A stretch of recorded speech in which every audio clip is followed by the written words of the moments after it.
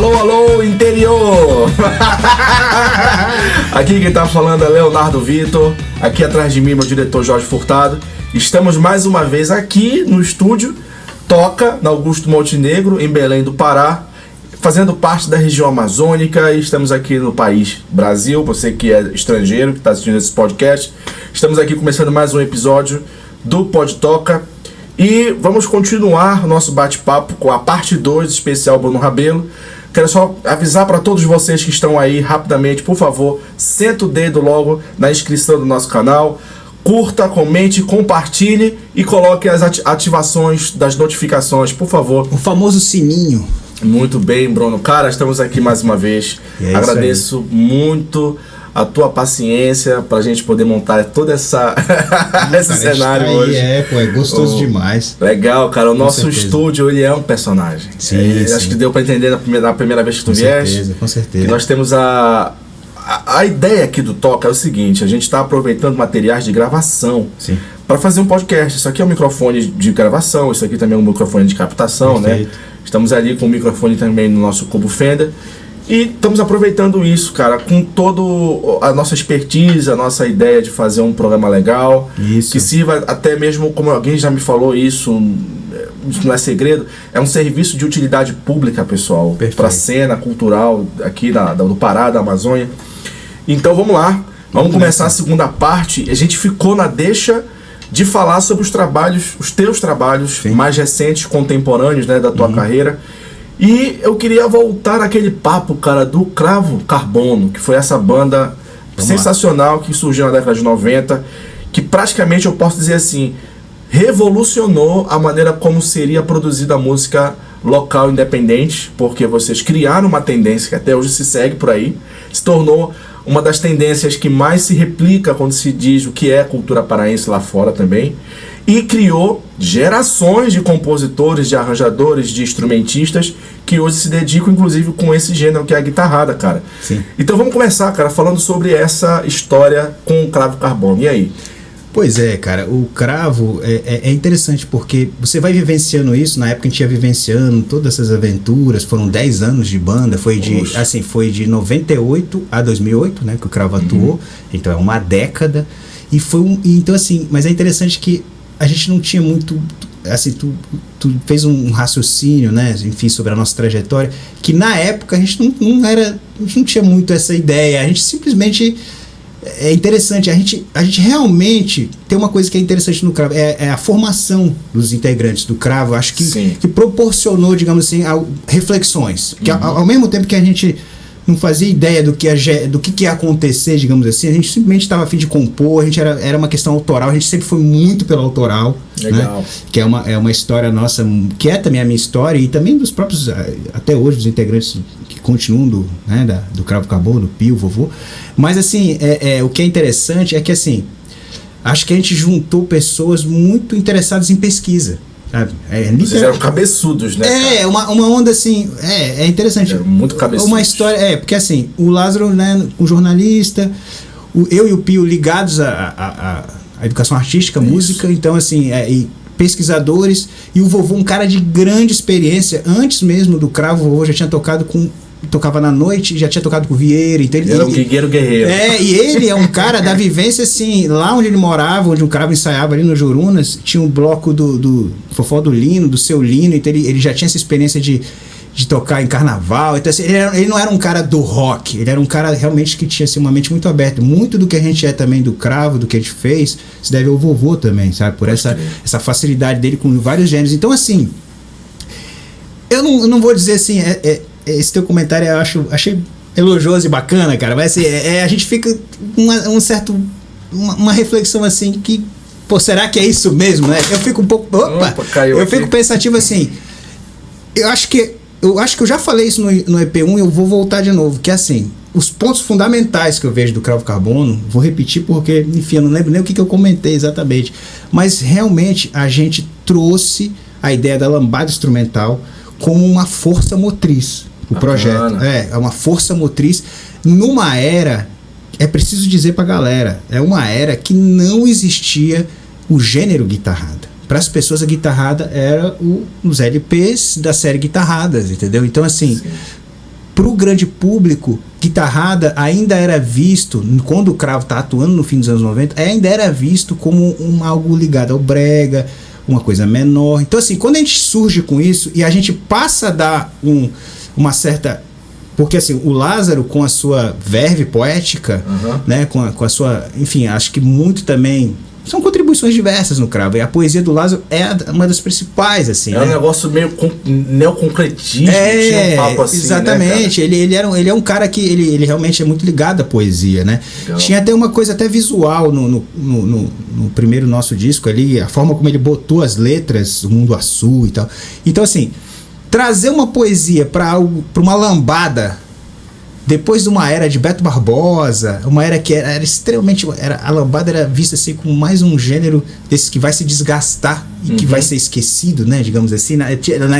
Hoje em dia a gente tem essa coisa de artistas durarem uma vida, né? Tipo, o sertanejo está durando aí 15 anos, o próprio axé durou 10 anos, né?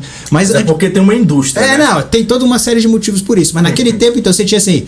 os gêneros que surgiam e sumiam, né? Então a lambada ela tinha sido uma coisa efêmera de um período de 2 anos no máximo. E aí então a gente vinha com essa coisa que era, para muita gente, era uma novidade. Para o grande público era uma novidade, para o público da classe média. Então é uma contribuição de trazer a lambada, de dar uma valoração nela. E porque o Pio, cara, ele realmente trouxe isso com como eu já disse, eu era um cara que escutava a lambada e o Pio era um cara que já estava compondo nesse período, né? E aí o que vai acontecer? Então tem esses dois fatores: trazer a guitarrada como algo de importância e a poesia do Lázaro dentro dessas lambadas, né? E eu vejo assim que essa convergência desses dois fatores que tu falou, cara, foi exatamente a fome e a vontade de comer, a chave, a fechadura. Daí tem vários jargões que a gente pode usar para isso. Sim. Mas que deu muito certo, porque isso poderia dar muito errado. Tu tá entendendo? Tipo, aí vem esse lado artístico que é interessante, cara, que foi, na verdade, aproveitado como pesquisa agora para outros artistas mais novos, né? Do legado que vocês deixaram. Porque eu vou dizer eu fiz esse comentário, não é rasgando seda não, tá, gente? Mas é porque eu fui impactado profundamente por isso, assim. Eu vivia numa cena aqui em Belém, primeiramente, que as bandas não gostavam de cantar em português. Teve esse papo. Teve essa onda. Teve esse papo pesadíssimo na cena do rock brasileiro. Por causa do Sepultura, tu chegaste a falar disso na parte 1, que era sobre como o heavy metal, o rock pesado arrematou muitas bandas, inclusive daqui da nossa cena. E algumas bandas já iam surgindo com a proposta de cantar em inglês, né? Como Stigma, vamos falar aqui de bandas que eu conheço, Caustic, entendeu? E então, bandas do fim dos anos 90, né? Exatamente, que já tinham esse elemento da globalização impregnada, só que estavam mirando totalmente fora. Até mesmo o Vinil Laranja, uma banda interessante dessa época que eu posso citar. Grande Andro. Isso, grande Andro aí. Que fazia tem até um disco de guitarrada hoje em dia. Inclusive. Pois é, e aí a gente vai chegar nesse papo, mas lá um pouco lá na final, que são essas novas tendências da guitarrada. Já que tem um pesquisador no campo, eu tô aqui na frente de uma autoridade, tá, galera? Então eu vou aproveitar o máximo que eu posso dessa aula hoje, tá? Vamos lá. Vamos lá, e aproveite você também. Beleza. Vamos lá. Cara, então, assim, isso que eu tô te falando são as impressões de um artista em processo de formação, cara. Assim, nós como artistas... A minha geração foi... eu tô te falando com todas as palavras, isso não é, como eu disse, não é uma geração de seda. Profundamente impactada por isso, porque tu falaste agora, porque a guitarrada era um gênero que estava fora dos âmbitos da classe média. Sim. Eu posso dizer uma coisa bem direta. Guitarrada, carimbó também, era coisa de rádio AM. Sim, é isso mesmo. Existia essa divisão clara em Belém, na época, exatamente. Que você buscava esses gêneros nas rádios AM, que eram rádios que até hoje tem esse imaginário que a rádio AM parou no tempo. Isso. Que o gênero, se for ligar a rádio AM, tá tocando a mesma coisa até hoje. Então, foi essa virada de chave na minha cabeça que acabou fazendo com que eu pensasse em me dedicar mais, inclusive, a estudar, a pesquisar e a entender, por causa da linguagem artística de vocês, o que era a produção local do meu estado, sabe, da minha região. Eu moro na cidade, mas ainda assim o contato que nos proporciona com o interior é muito forte. Cara, é isso. A gente queria refletir, tentar entender o que era a cultura amazônica, o que era essa música feita no interior e que tinha sido tão assim, ela era popular pelas AMs, as rádios AMs foram muito importantes. As rádios AM foram, elas são a base da nossa música nos anos 60 e 70, sabe?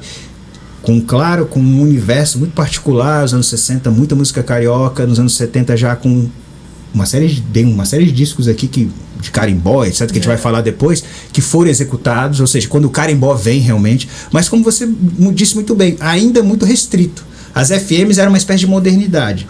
Isso. Tanto é que o Vieira foi tocar numa FM, assim, na cultura, depois do Mestre da Guitarrada, que a gente vai comentar mais à frente. Beleza. Então, assim, realmente a gente queria repensar.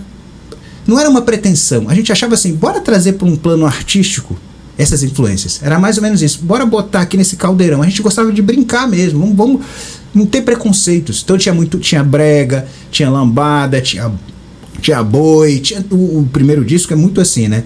E muitas porradas internas, não era uma coisa simples, tá? A gente discutia bastante e tal. Eu até falei no episódio 1 que assim, eu tinha um preconceito com o brega ali no meio dos anos 90 e tal, que eu fui perdendo e fui verificando que era uma bobagem minha, é coisa de adolescente pra, né? Então assim, as discussões internas eram várias, né? E que resultavam realmente em canções assim experimentais. Isso é uma outra coisa. A gente nunca quis, com Cravo Carbono, ser uma banda de baile. Nada contra. Eu adoro o baile, eu faço baile, Clube da Guitarrada, etc. Mas o Cravo era uma banda de experimental. Então é isso. É pegar essas referências, mas também ir tentar um passo à frente, de alguma forma. Bora brincar, bora experimentar. Eu acho que a trajetória do Cravo foi muito legal. E assim, a gente tá aqui com o disco Córtex, por exemplo, né? Mostra pra galera aí, ó. Aqui, ó. Esse é o encarte do disco, galera. Olha aí, ó. Bonitaço, cara. Isso aqui, galera, ó, encarte. Ainda vende esse CD? Vende no Na Figueiredo, olha aí, legal. Galera. Ó, aqui tem um abraço pro Ná, viu? Grande Na Figueiredo, grande incentivador da nossa cultura desde os anos 90. Legal, cara. Ó, aqui eu aqui. Tem a famosa foto, essa foto do Pedro. Essa do caralho. Aí tem aqui, deixa eu ver se tem uma. Vamos baixar aqui a do Lázaro também. Deixa eu ver aqui do Lázaro Magalhães. É legal também desse disco, que esse disco é de 2007, tá? Esse disco, né? Ele é posterior, então, ao Peixe Vivo. A gente teve um certo hiato, inclusive, entre o Peixe Vivo e esse disco, sabe? Por que esse ato aí? Explica pra... Deve ter sido por causa da carreira do Pio, né? Esse aqui é um quadrinhos que tem também. É o Max Marex. O Max Marex é um quadrinhos que é assim, é um personagem que o cara, foi o Marati que fez, o irmão do Márcio Cruz. Legal. O irmão do Márcio Cruz, então esse aqui é um encarte muito legal. No tempo que a gente tinha encartes. No tempo que se valorizava isso. Que é o Córtex, que hoje é só... Ó, gente, tá aqui, ó, a capa do disco tá aqui, tá, pra não dizer que ele só trouxe um encarte, tá? Tá aí. A capa do disco tá aqui. Na Figueiredo, na Figueiredo tá aqui. É. Cara, Então, não, só pra complementar. Beleza. Então, o que acontece? Entre o Peixe Vivo e você pergunta, entre esse Peixe Vivo e esse, surgiu a história desse disco, que na verdade, eu acho assim, foi uma somatória. O que o Cravo fez permitiu a chegada desse grande disco, o Mestre da Guitarrada, que é um disco bolado pelo Pio, mentalizado pelo Pio, mas que teve as ajudas. Legal. Então assim, no caso, por exemplo, na confecção desse disco, tem os textos do Lázaro, né? Aí, sobre a formação desse disco, eu contribuí falando, digamos, trazendo o Curica à tona, né? Que a gente vai falar depois dele bastante. E o Vovô e o Lázaro, o Vovô e o Pio, eles tocam nesse disco e o Pio produz. Então, assim, o que vai acontecer? Como a atuação do Cravo, falando da lambada, a guitarrada, vai chamar a atenção de caras como Hermano Viana, a gente vai tocar no Hack Beat, a gente vai tocar na noite do Cordel Fogo Cantado. Só para os nossos ouvintes aqui e a nossa audiência saber. Quem é Hermano Viana? Porque a geração não pode... O Hermano Viana, ele é o irmão do Herbert Viana, do Paralamas do Sucesso, né? Também, e ele é um antropólogo de grande renome e que fez o famoso livro dele, que é a tese dele, não sei se é o doutorado ou é o mestrado, que é o Mistério do Samba. Então o que vai acontecer? O Hermano Viana vem gravar em 98 Música do Brasil, um projeto gigantesco, junto com a Abril Music, que era uma espécie de mapeamento da cena brasileira, que era assim, era o maior mapeamento até o Marcos Pereira, os discos dele e o Mário de Andrade. Eles foram em todos os lugares. Em 98. E aí eles vieram com a gente. Eu lembro disso que passou na MTV. Exato. Eram vários episódios da MTV, entendeu? Virou DVDs, assim, 8 DVDs gigantescos, livretos enormes de textos e tal. E a gente foi incluído lá, a gente foi chamado, foi lá a gente, o Vieira, a gente teve uma participação, a gente, o Vieira e o Mangabezo na história, né? E aí, caras como ele, então, vieram aqui em Belém. Aí ele fez uma conexão com a gente com Recife. A gente foi tocar no Hack Beat. Então, por conta de uma vamos dizer assim, dessa nossa atuação. Fomos tocar em São Paulo, na sala de Itaú Cultural, fomos tocar na Bahia. Enfim, a banda foi tendo um destaque e ao mesmo tempo então, chamou a atenção também da chamada classe média de Belém. E aí com a ideia do Pio, ele começou a ter essa ideia de fazer um projeto de guitarrada, né? Que vai resultar no mestre da guitarrada da Funtelpa, né? E aí quando a atuação do Cravo diretamente aí daí gera, vamos dizer, esse outro segundo produto que é o mestre da guitarrada vai ser assim, aí sim você vai dizer que, eu te digo, é um paradigma, é um disco que é um paradigma. Mas peraí, deixa eu te fazer uma pergunta. Sim. Quando tu falaste agora de classe média, tá falando de uma classe média bem distinta, né? Porque é uma classe média que é intelectualizada, sim, universitária. É assim, eu falo tá classe média. Certos espaços em Belém, por exemplo, eu lembro do Café Imaginário, vocês tocarem muito lá. Eu lembro das pessoas, a gente tocando a música nossa que é um brega do disco, Mercúrio. As pessoas ficavam impactadas, o cara tá tocando um brega aqui no Café Imaginário, era uma coisa, não era como é hoje, que o brega é a onda.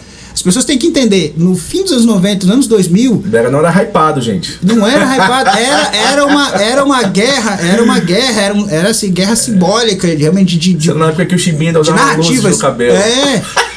Demorou pra galera aceitar o Calypso, cara, demorou, sabe? E fazer aqui uma justiça. Quem atuou muito também foi o Chimbinha, era basicamente o Cravo Carbono e o Chimbinha que ele tinha lançado um disco solo de guitarrada em 98, Guitarras que Canta, que é uma das piores capas de todos os tempos, mas é um grande disco, um dos maiores discos da história da guitarrada. É brincadeira, galera, é brincadeira, porque a capa é muito... Essa capa aí do Chimbinha. Ela é muito, na verdade, ela é engraçada, galera. É muito, eu não sei, ele até mudou agora. Eu tenho um sonho, posso falar desse sonho agora? Vou falar de vários sonhos pra ti.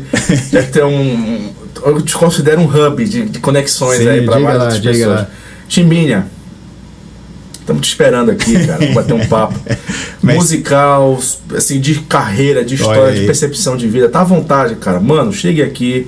A gente tem um home studio aqui, é humilde, mas é de coração. Por favor, Chimbinha, um apelo, tá? Pode tocar Chimbinha aí, especial, 3 partes, vamos lá. Perfeito. Diretor, pode ser, diretor? 3 partes, Chimbinha? Aprovado. Legal. Chimbinha, estamos te esperando. Sim, continua lá. Eu tenho que falar do Chimbinha porque realmente ele é um dos caras que junto com havia o Chimbinha fazendo guitarrada, ele tocava no Calypso umas sessões de guitarrada, assim, um momento de show de guitarrada, e tinha o Cravo nesse tempo. Então assim, para tentar fechar essa história, é importante dizer isso. Então, com a trajetória do Cravo, resultou no Mestre da Guitarrada. E o Mestre da Guitarrada, cara, é assim, esse sim eu digo que é um paradigma da música nossa, porque ele, como tu falou no início, vai ser o antes e o depois desse disco. Disso, porque tem uma questão que eu acho, não sei se tu concorda comigo, Léo. No decorrer da história da música brasileira, o Norte sempre ficou associado ao Nordeste. E, cara, vou te falar, nos anos 2000 ainda havia muito isso, a música do Norte, Nordeste. Eu peguei o Ita no Norte e tal. Com os discos Mestre da Guitarrada, as pessoas passaram a enxergar, assim, para além do carimbó. É isso que eu quero dizer. Claro, já existia a lambada e tal, só que aqui ela veio com uma espécie de explicação. O que era isso? O disco é cheio de explicações, ele tem o que é o conceito entre aspas, o que seria guitarrada, o que seria esse gênero, e eles vieram então com todo um know-how, entendeu? E esse disco que é uma coisa incrível, sensacional, né? Essa capa, essa Mestre da Guitarrada, o Meriti, toda é uma obra da Funtelpa, da Lu Guedes, a Lu Guedes que fez essa, baseada que a gente diz assim, na nossa cultura, né, Meriti. No documentário do Curica, ele diz que essa base de Meriti é de lá de Marituba, é isso? Se eu não me engano, né? Essa base eles tiraram de lá. É legal a gente mostrar aqui, né? Mostra. Aqui, ó, Mestre da Guitarrada. Essa aqui já é a segunda capa, assim, vai dizer que tem uma primeira que é um pouco diferente à frente, essa é uma segunda geração, mas também a última, que vai dizer assim. E esse disco ele não foi reeditado, galera, então ele é raro mesmo. É uma coisa que poucos têm, né? E ele foi feito por uma galera de Marituba e também de Abaeté, tá? Eu não sei o nome do rapaz, eu falei no documentário do Curica, tem. Quem quiser saber, tá lá. E ele tem um encarte super especial, tá? Esse encarte é do o Luiz Braga, tem as fotos dele. É bom a gente mostrar, porque muito foda e muito legal, galera. Ó. Isso aqui é uma aparelhagem, né? Essa referência é porque a família do Vieira tinha aparelhagem, a irmã dele tinha aparelhagem. A aparelhagem tá na história da música paraense, as aparelhagens que levantaram e levantam a música do Pará até hoje, né? Hoje é o Tecnobrega, aliás, o Tecnobrega agora já tem muitas outras coisas, Mas enfim, a aparelhagem foi uma sacada muito boa. E aí, se a gente olhar aqui, ó, aí tá o Curica aqui. Cara, é um disco impressionante, sabe? Se eu vou olhar aqui com calma pra gente ver. Sensacional, cara. Ó. Olha aí. Todo um cuidado especial. Isso aí é um testamento, cara. É um legado importantíssimo, bicho. Isso aí. Isso aqui é assim, realmente entrou pra história. É um disco. Entrou tanto pra história que eu vou até contar uma anedota aqui. Desculpa, Bruno, te cortar. O lance, por exemplo, da cultura das camisas floridas. Eu tava reparando nisso, né? Uhum. E houve uma discussão aí recente, alguns anos aí. Um ano e meio atrás. 3 anos. Né? Sobre por que usar a camisa florida, por que não usar, por que usar, por que não usar. E, cara, as pessoas não se tocam que, na verdade, isso é uma referência. Vem o seguinte, o Caribe florido, a história do que já... É interessante. Na verdade, assim, foi um grande marketing por Mestre da Guitarrada. A primeira foto deles, eu acompanhei de perto, né? Enfim, fui nos primeiros ensaios. Na padaria Poiares. O Curica não era da Guitarrada.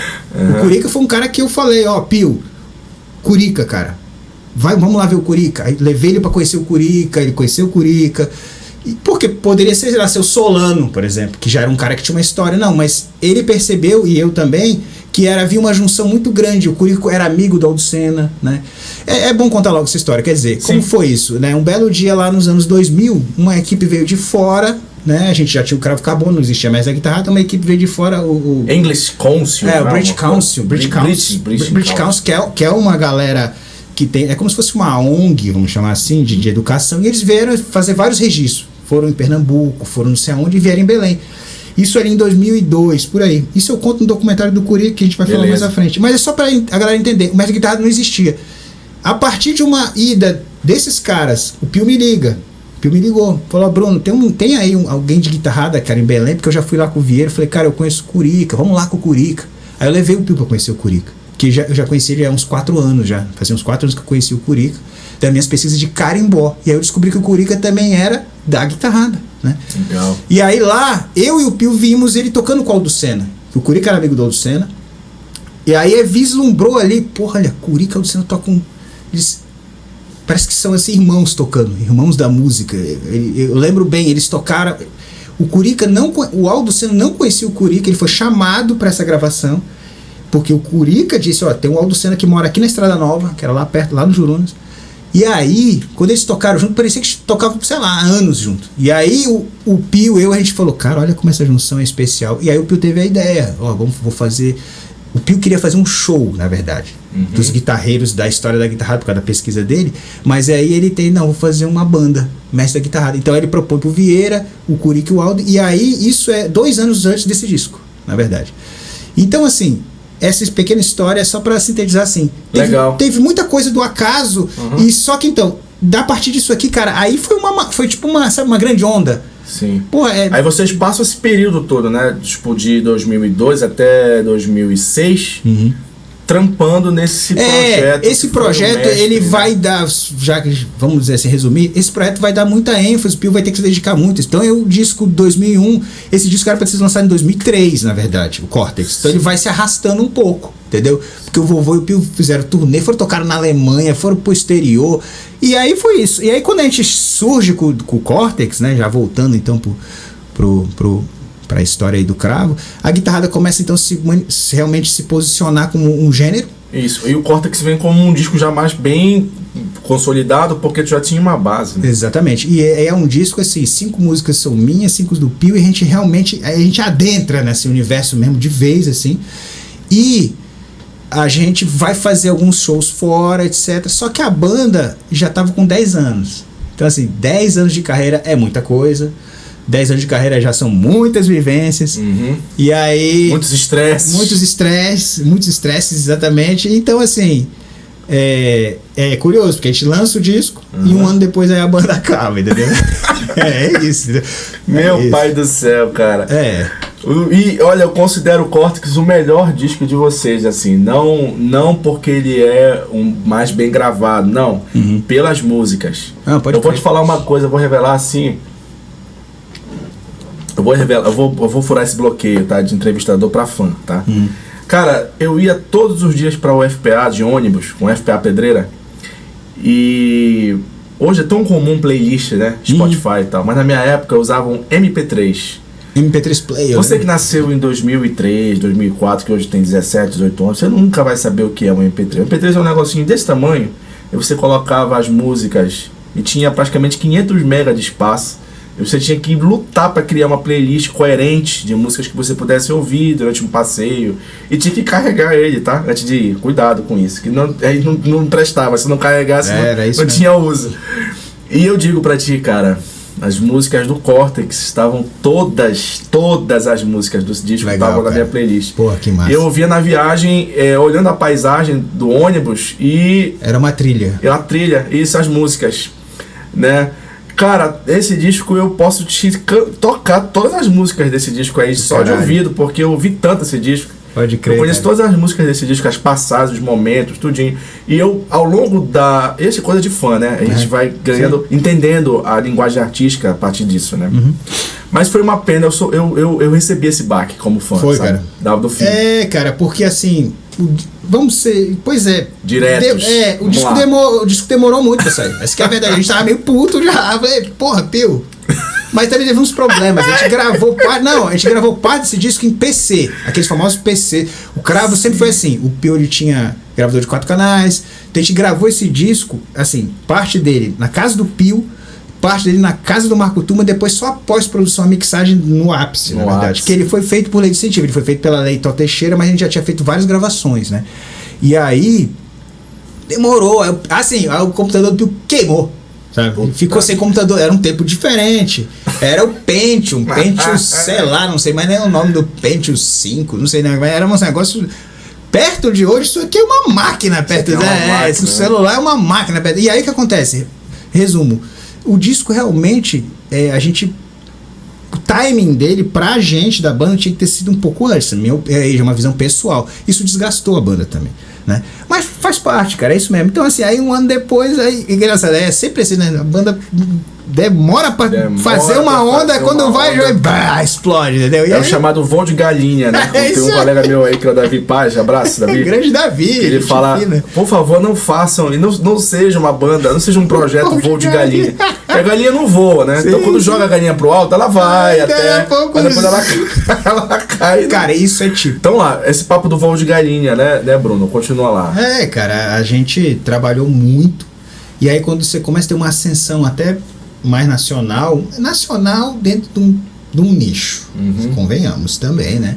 A gente tava já, enfim, tinha entrada naquele tempo, nos anos 2000, ainda tinha a importância dos cadernos culturais, a gente saía, tinha referências, jornalistas da revista, a gente saiu, eu não trouxe hoje, mas a revista Bis fez uma matéria com a gente, né? Foi o Vladimir Cunha, o grande Vladimir Cunha, um dos também responsáveis por essa também entrada no Sudeste. Havia muito isso, né? Eu trouxe até aqui um disco do Madame Satã, inclusive legal. Assim, é uma historinha só pra terminar, ó, Madame Satã, galera. Lembram deles? Summeris. Tudo bem.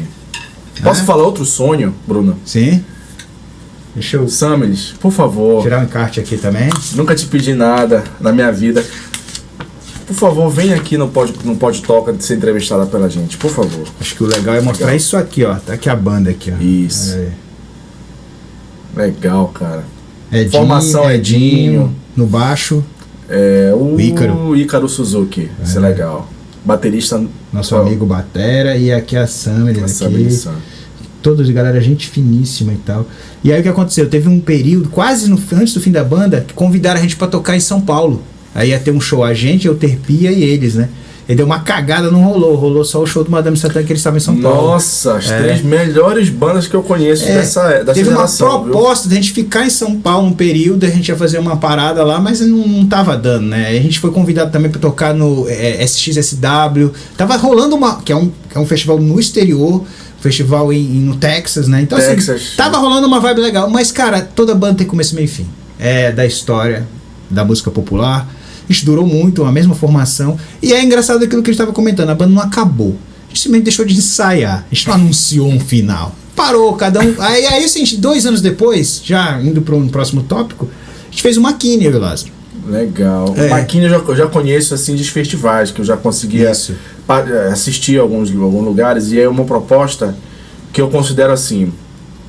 é uma evolução do Cravo Carbono no sentido de estética, eu acho, musical, de proposta. Porque não se apegava tanto àquela ideia de guitarradas. Sim, sim. Além de existir ali dentro, claro, o estilo, mas vocês tinham músicas que eram muito mais rock, tinham uma pegada um pouco mais tribal. E aí entra quem? O Ranieri, baterista do Mohamed, né? Perfeito. Eu acho assim, juntou o Mohamed com o Cravo.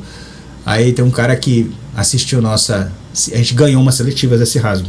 Né? A gente tirou em primeiro lugar, que é um negócio disputado, essas seletivas, foi lá em 2011, né? E aí um cara falou, olha aí, Cravo Mohamed, um cara falou assim, o cara conhecia a história do Mohamed e conhecia a história do Cravo Carbono, e eles falaram, é o Cravo Mohamed. Eu falei assim, porra, que engraçado isso. E aí assim, o Ranieri tem uma pegada mais rock. O Ranieri, ele vinha do Rio de Janeiro, ele estudou bateria no Rio, ele fez mestrado lá no Rio, ficou 10 anos pra lá. Quando acabou o Mohamed, ele foi pro Rio de Janeiro, depois voltou. Eu falei, bora tocar. Ele continuou, ele fazia aula lá na escola do cara do Barão Vermelho. O cara do Barão Vermelho tem uma escola no Rio de Janeiro, E ele era aluno do baterista do Hermeto Pascoal, inclusive, o Ranieri. Então o Ranieri é um cara muito safo, mas não. Ele não é mais. Na verdade, ele é realmente muito ligado ao rock. Hoje menos, naquele tempo ainda, né? Então aí tinha essa pegada, talvez essa visão, porque a ideia sempre foi assim, misturar tudo mesmo, entendeu? Se pendeu mais pro rock, pode ter sido aquele momento, realmente. E aí o McKinney teve uma curta duração, né? Então eu e o Lázaro fizemos essa parceria lá, mas não deu certo porque uma série de fatores, a banda implodiu. E aí daí a gente pode dizer que a gente realmente, dali que a gente chegou no Cais Virado, na verdade, né? Cais Virado, cara.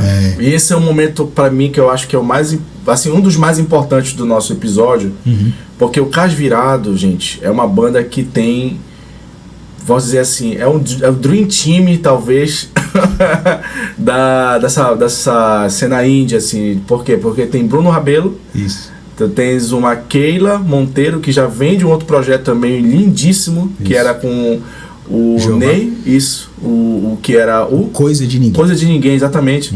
Tu tens um instrumentista que pode dizer assim, versátil, a palavra acho que seria pouco pra ele, que é o Primo Brandão, que é um cara que toca de jazz pesado, hard jazz, assim, vamos dizer, que aquele jazz clássico, né? No baixo, contrabaixo acústico, que eu conheci o Primo num programa. Garotada, vocês nunca, infelizmente, não tem nem mais arquivos disso na cultura, que eu perguntei pro Calixto isso, que agora é apresentador lá. Que é o programa Timbres, não existe mais arquivos. Eu perguntei pro Calixto, que era apresentador na época. É mesmo, né? Foi apresentador do Timbres. Timbres foi um programa muito importante. E eu perguntei, porque eu ia todo domingo lá no São José Liberto assistir os projetos de música instrumental. E o Primo Brandão praticamente batia ponto naquele programa. Ele tocava com os artistas que vinham de fora e os artistas daqui da terra. E ele tinha uma versatilidade absurda.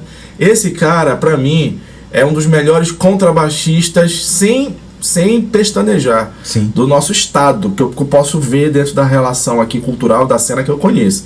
Mas pra mim esse cara é um dos melhores do estado, em termos de rodar, de vivência, de tocar. É isso. E esse papo, definiu. O Primo, eu tive a sorte. Porque assim, a gente é de uma mesma geração, eu, o Pio, ele, o Ranieri, eles moravam na Cidade Velha, eles se conheciam e tal. E aí, o que acontece? Ele foi da minha sala na UEP. A gente foi estudar junto, a gente fez música juntos na UEP. Então, a nossa amizade mesmo começou ali. E aí o que acontece? Por conta disso, ficou um canal. Ele falou, Bruno, qualquer projeto aí, cara, me chame e tal. Então a gente tem uma amizade, uma longa amizade.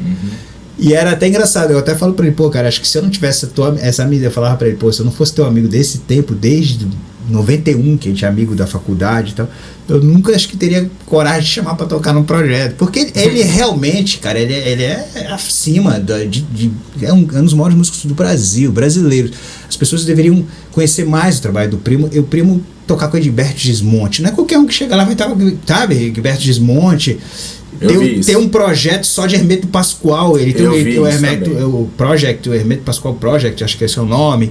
E assim, ele toca com. Cara, com qualquer cara de fora, ele toca. Em resumo, ele realmente é um músico, um dos maiores baixistas completos do país, como tu falou, né? E aí, só que ele fala pra mim, ele fala, Bruno, porra, cara, eu gosto das tuas composições, pode me chamar que eu vou lá. E ele é muito amigo do Rani também. E ele tá sempre com a gente. E aí, assim, soma essa coisa. E ele tem esse groove, cara. O prêmio é assim, sabe?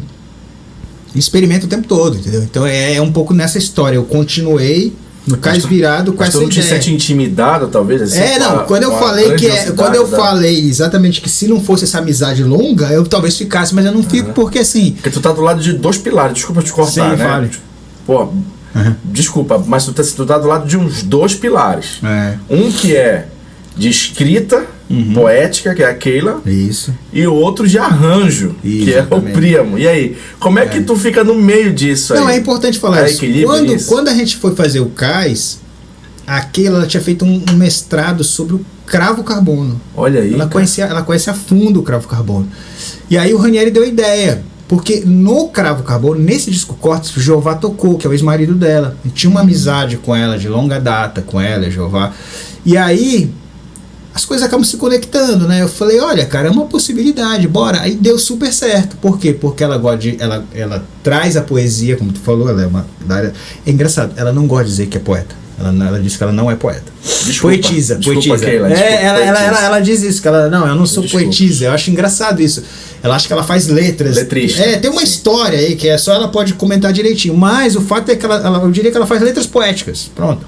E aí... era o que a gente queria, é uma coisa que eu sempre quis, eu sempre pensei numa tradição brasileira de que a letra pode, ela é tentar um equilíbrio entre o instrumental e a letra, que você tenha essa junção e que isso some para algo maior, né? Porque no Brasil, isso é uma coisa interessante da guitarrada é instrumental, por exemplo. Então, sim. E a lambada é uma música para dança, e esses gêneros do Pará todos tendem para locais quentes, tendem para uma música quente, uma música dançável. Quente, dançante, que os corpos se unem. Exato. Né? Então, assim, mas a ideia era fazer esse contraste.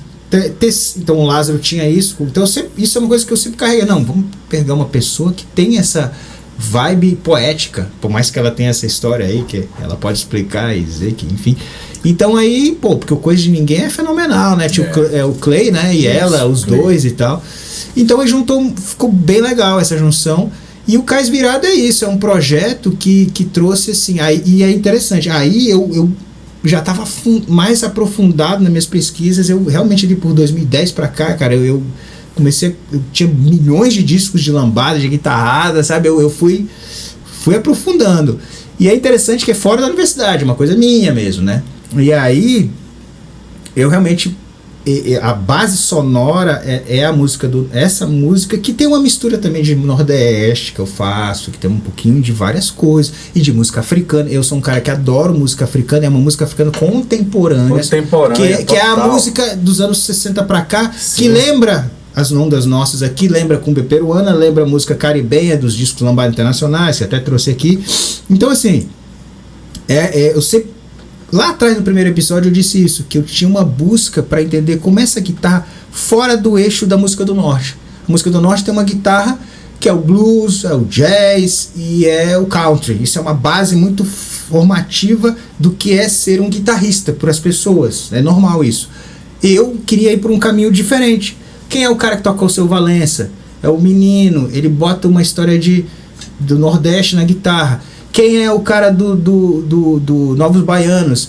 É o Pepeu Gomes. Ele traz o samba de roda baiana, ele coloca aquilo, ele sabe tocar muito bem bandolim, né? O Novos Baianos era uma das raras bandas brasileiras que ela era eletrificada e ela podia ser uma banda acústica. Eles podiam tocar, batucar e tocar cavaquinho e tal. Eu sempre busquei isso, falei assim, quem são esses caras que fazem uma música que foge um pouco, que não é ser contra o rock, não é isso. O rock tá na minha base, cara. Mas assim, existem formas diferentes de se fazer música para a guitarra elétrica. E aí eu aprofundei isso, cara, sabe? Eu fui mesmo. E o Franco é um guitarrista africano muito foda, as pessoas deveriam conhecer o Franco. Ele é tipo uma espécie de Fela Kuti da guitarra lá na África. Cacete. O Fela Kuti é um grande nome africano. Sim, e o Franco, ele é do Congo. O Congo, que é uma região muito complexa. Falar de África é falar de uma complexidade. Uma complexidade é um continente, né, super continente, tá? Então não é uma coisa fácil, não é uma coisa simples. Mas o Congo gerou uma série de guitarristas ali, e o Franco é um desses caras. Então eu trouxe isso pro Cravo Carbono, pro Cais Virado, e Cravo Carbono, né? Eu tô olhando aqui pra cara das caras aqui, lembrei. Vai ficar olhando aí. Tá aqui, esses bichos estão me encarando aqui. Aí, no Cais eu aprofundei essas questões, entendeu? Então faz a parte até do release isso nosso. E aí foi isso, a gente ganhou um festival do CCA Fest e fizemos nosso disco Amor em Tempos de Agora. E é engraçado que eu trouxe milhões de discos, mas aí já era digital. Aí era de Spotify, não tem disco aqui do Cais Virado, né? Mas vai estar na descrição do vídeo, tá? Eu vou colocar no release deles todos os links do Cais Virado, porque tá todas as plataformas digitais. Eu já fiz a pesquisa, tá lá. Faça também você a sua pesquisa, como base o nosso vídeo do Pode Toca, para você chegar até esses materiais do Bruno que tá mostrando aqui fisicamente, porque todos os materiais estão na internet. Então, por favor, mais uma vez, se inscreva no canal, acompanhe as nossas novidades aqui, que são informações, como alguém já disse para mim, de utilidade pública, para quem quer conhecer a cultura paraense. Cultura nortista. Exatamente.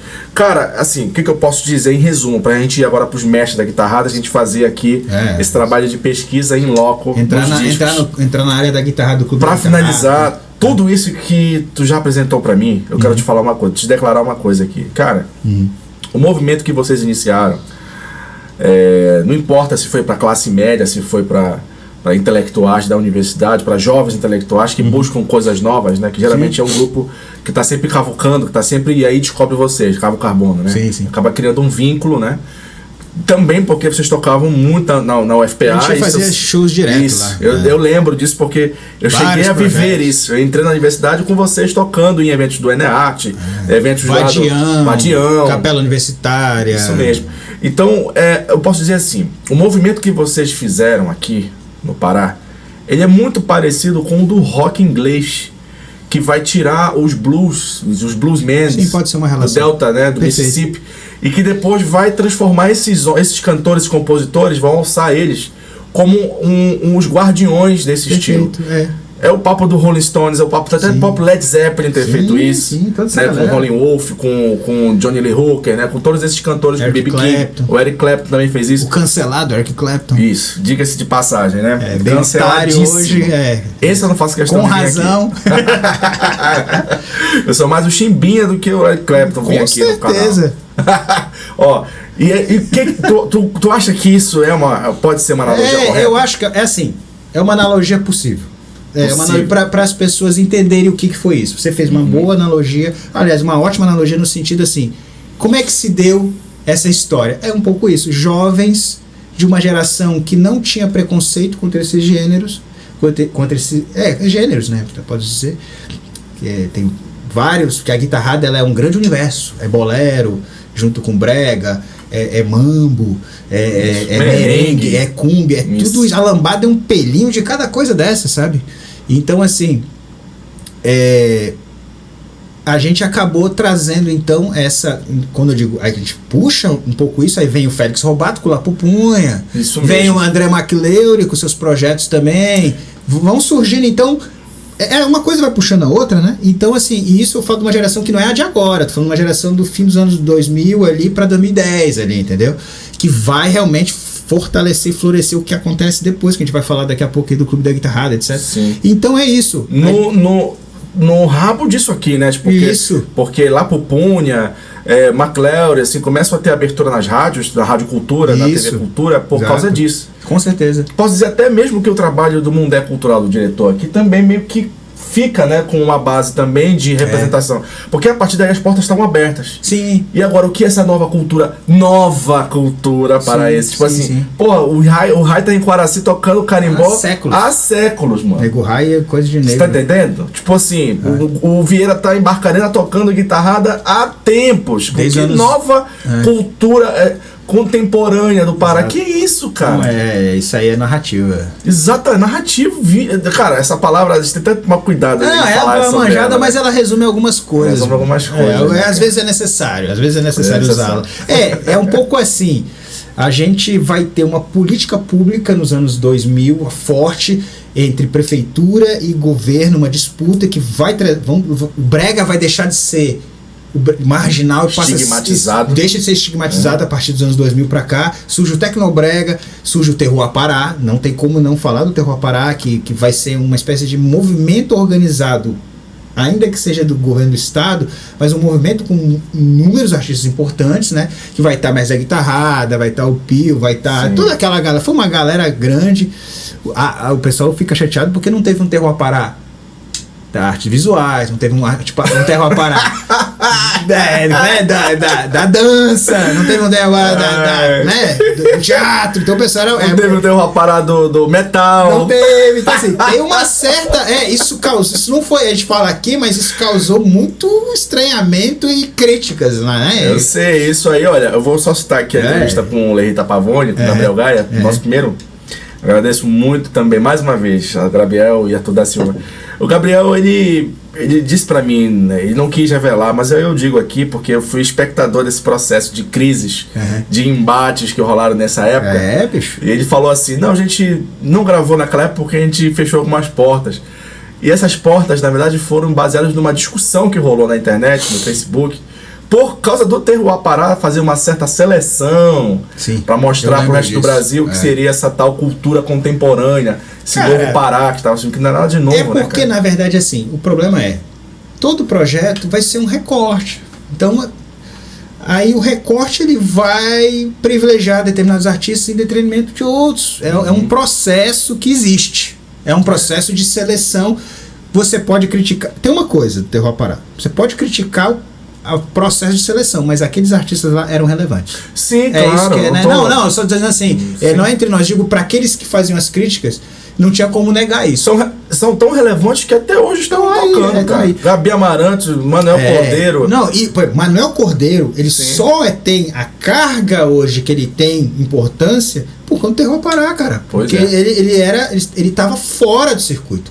Aí o Felipe, o pai dele, trouxe o pai dele, etc. Então o Felipe é um que também veio junto. Também, né? Então o Terroir Pará foi importante também. Então, e o governo, volta a dizer, da época do Edmilson Rodrigues lá atrás, também fazia uma ênfase, ele tinha as bienais. As bienais, cara, entendeu? O Cravo Carbono fez um show histórico. Eu vi esse show. Com o Cordel Fogo Encantado, a gente fazendo uma crítica aos políticos vestido de político, era de terno, e o Edmilson deve dar os parabéns depois, foi engraçado.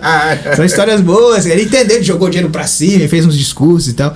E aí assim, então todo esse processo ele culminou nessa década de agora pra cá, que é aí que acontece, que é assim, uma aceitação em diversas frentes. Hoje claro, de 2010 pra cá foi uma construção que assim, você vai ter shows em diversos locais. Não, eu quero tocar guitarrada. A guitarrada vai ser tipo um must, né?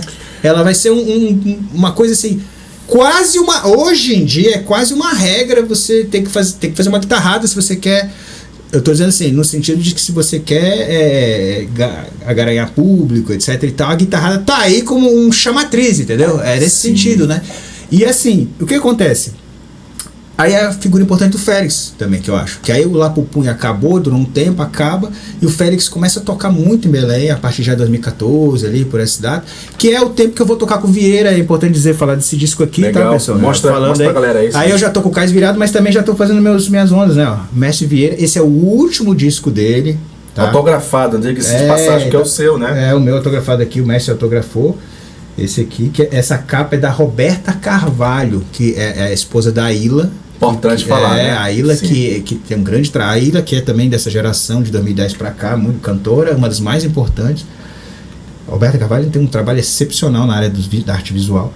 E aí esse aqui, esse disco foi produzido pelos próprios, lá em Barcarena, mas a Luciana Medeiros tomou para si para fazer a turnê nacional, e ela me chamou. Aí eu e o Macleiro eu fiz a guitarra base, né? E aí a experiência com o Vieira foi interessante, que lá a gente fez umas palestras. A gente foi tocar no Rio de Janeiro, a gente fez várias cidades, fomos tocar no Rio, e lá a gente fez umas palestras. O Pio até foi convidado nesse show no Rio de Janeiro. E aí a gente falava sobre a história que resulta, então, assim, desses discos todos que a gente trouxe aqui e tal. Beleza. Que é assim. Então aí eu e o Macleiro começamos a... Pô, cara, bora fazer uma... A gente fez umas 7 palestras em Belém sobre guitarrada. Foram muito bem aceitas. Tinha público? Tinha público. Legal, porque isso já é representação, né? Aí já é essa consequência. A aceitação já tá, tipo... Eu lembro de uma que foi bacana, que o Bala apareceu. Estava lá, a gente tava, vou falar dele, eu sei que pode falar. Não, é porque foi curioso, ele aparece lá, um Bala que já dentro de uma visão já dos dias de hoje, tá? Né? O grande Bala.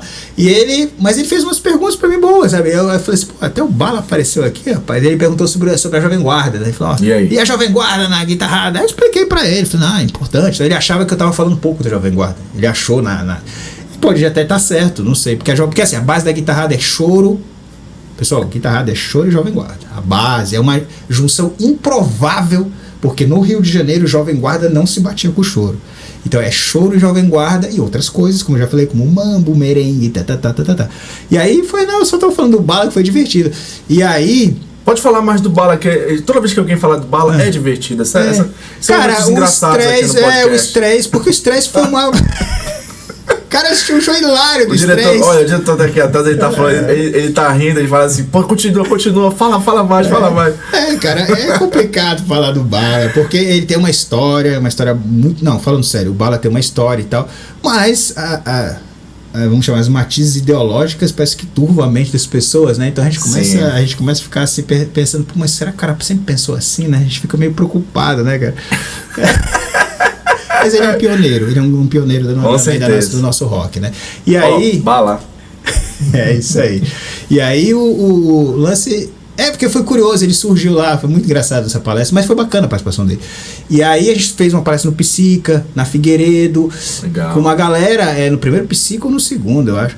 Então, assim, aí nesse meio tempo o Félix teve a ideia do Clube da Guitarrada, sabe? Então, aí, assim...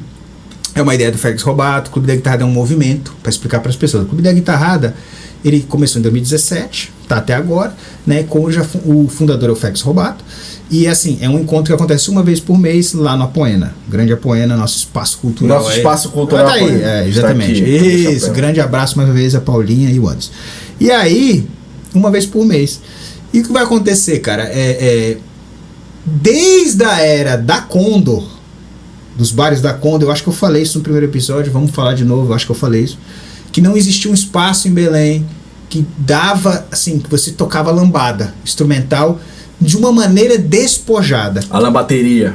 A lambateria também, só que a lambateria ainda é um projeto artístico, na minha visão. A lambateria, assim, se concebe... O Félix tem um show muito bem centrado, muito foda, em que ele faz convites. Agora nem tanto, porque tá um pouco diferente, mas era assim, é um show muito artístico, onde ele ensaia uma série de blocos bem... Não é assim, não é uma jam. O Clube da Guitarra não, ele é uma jam. As pessoas chegam lá e tocam. Você pode chegar com uma guitarra lá e tocar. Você pode, ele tem um aspecto da brincadeira. Talvez mesmo. Um ambiente até mais convidativo pro músico. Né? Ele é pra ser uma coisa mais descontraída. A gente não ganha caixa, a gente pega o dinheiro, bota uma caixinha. A gente não sabe. Ele tem uma história muito bonita. O Clube de clube mesmo. E eu, falando a comparação com a Condor, na época da Condor, as pessoas iam lá no bar, lá no o famoso no bar da Condor, que era o Palácio dos Bares. E, porra, como era o nome do outro bar? O famoso bar que tinha lá na beira do rio. Agora pegou, rapaz. Palácio dos Bares, eu sei que não, Palácio dos Bares. É o seguinte, ali havia um conjunto, havia o Royal, havia, enfim, uma série de Patesco, havia lá também. Uma série de... Ali era um lugar de prostituição e havia vários bares, né?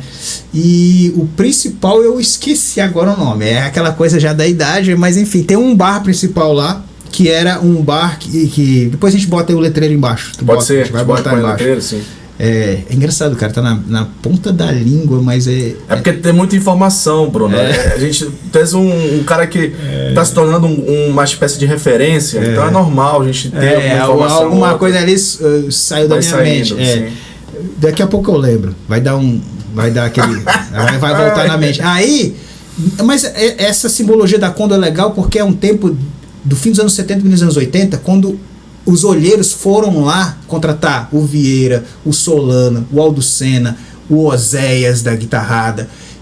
E aí, então, desde esse tempo, que não existia em Belém um lugar onde as pessoas podiam tocar lambada instrumental. Então, assim, é até didático o Clube da Guitarrada. As pessoas vão lá e a gente trouxe eles. Como eu sou amigo do Curica, conheci o Aldo Senna desde lá dos fins dos anos 90, da história do Média da Guitarrada. O Félix também, o Félix é uma grande antena parabólica que atrai também. Então a gente já levou lá inúmeros artistas dessa velha guarda, né? Tanto que agora a gente fez um show com Solano recentemente, né? Bar São Jorge. Tá vendo como eu ia lembrar? São Jorge, tá vendo? O Bar São Jorge é um bar, galera, clássico. Ele era um bar. Todos esses bares, lá dentro, tinha uma área de casinhas para as pessoas depois passarem a noite. Opa! Isso era uma característica boa. Sim. Isso se acabou, tá, galera? Isso foi desse tempo. Não, falando sério, porque a Condra tinha essa coisa. Era realmente uma junção de uma série de fatores daquela época da Belém do Pará. Mas, se você ver a história do jazz, é a mesma coisa. Eram os prostíbulos também, onde, sabe?